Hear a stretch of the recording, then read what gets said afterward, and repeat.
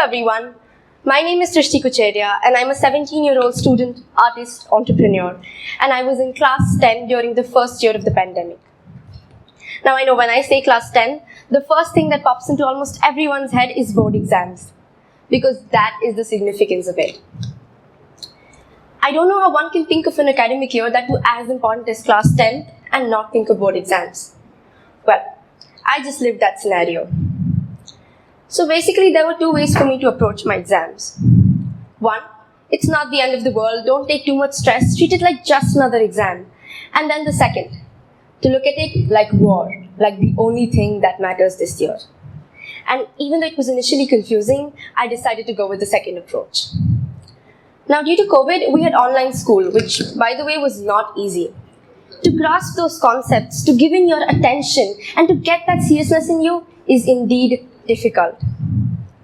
With all the chaos, the year went by, periodic tests after periodic tests, submissions after submissions, and projects after projects, all of which I did not really focus on, because neither did CBSE.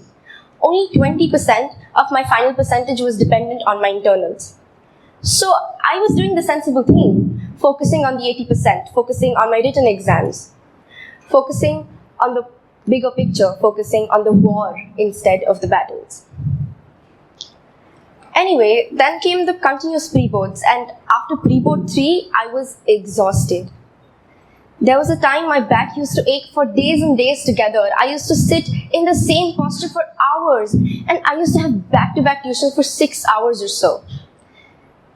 But the whole thing was tiresome and frustrating at times.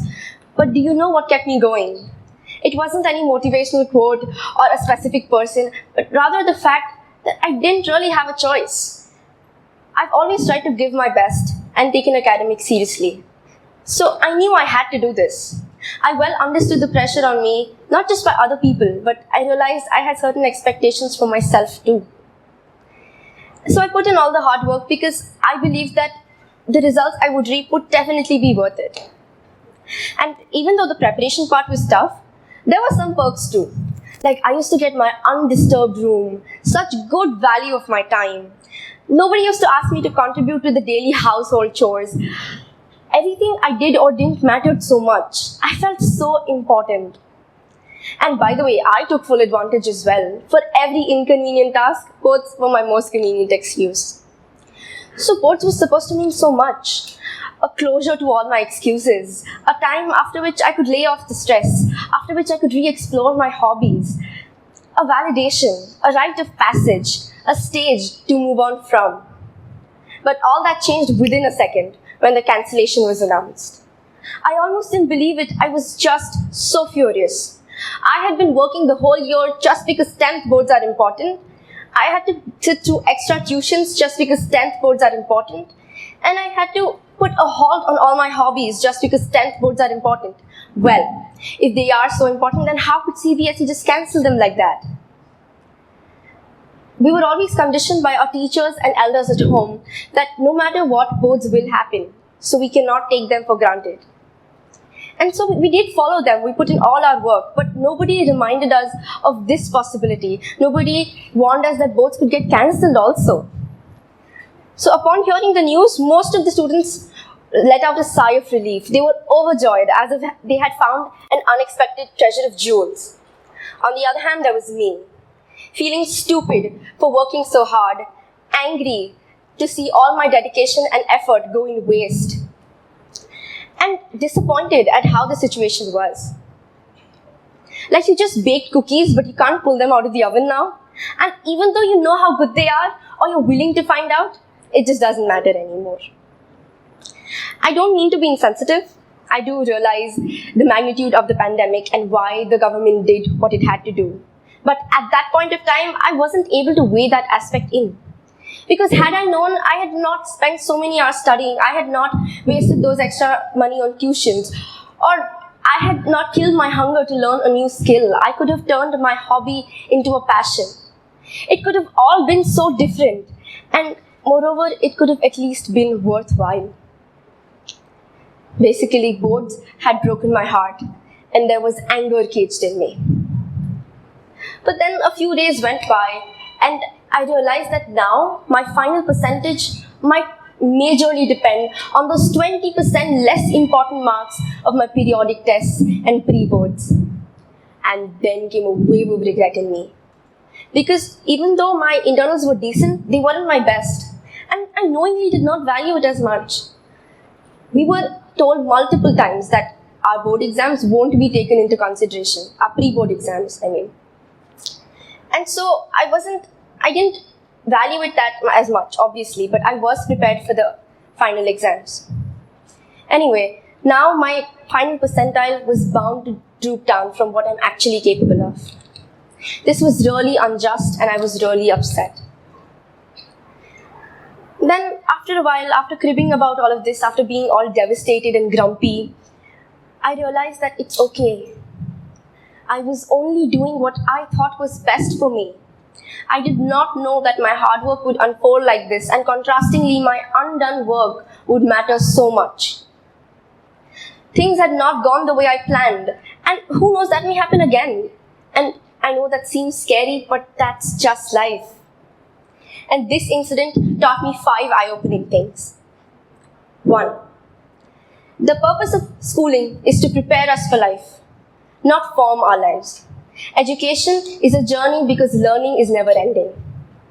My vision was so blurred with all the disheartened views of my own that I couldn't see the fact that what I learned was not a waste. I will always have the knowledge in me and nobody can take that away.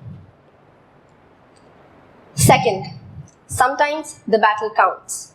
I was so focused on looking at the bigger picture, on looking at the wall while dodging the battles. And suddenly, there was no war. And suddenly, the battles mattered more than ever. However, I believe that I must hope for the best, yet be prepared for the worst. Do what I can, try my best. The rest will just fall into place. For the third, I'd like to quote Acharya Mahapragya ji. He said, "Chinta nahi, chintan karo," which means not to worry but think. And this is one of the most impactful words I've ever heard. Because we all can think of all our problems in life, worry about what's happening and stress about what's going wrong. But the actual task is to calm yourself down, find a solution and right that wrong. We need to take that problem and turn it around. Ask ourselves, how can I make this turn in my favor? How can I get an opportunity out of it? How can I make the best of what I have? Fourth, look forward, not back.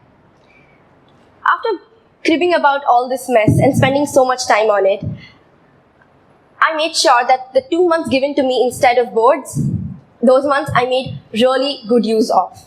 I re-explored my hobbies. I did what I liked. Because we all know there is no use crying over spilt milk. So what we can do is clean up that mess and look forward to the next thing coming. Because there is so much that's going to happen through life, and if we keep holding on to those things, that is the real waste of time. Fifth, and probably the most predominant one, I learned to expect the unexpected.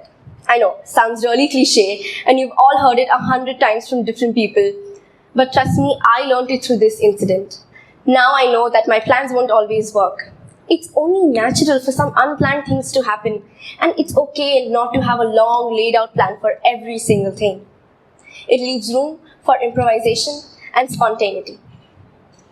The unknown is challenging, yet the road to discover it is beautiful.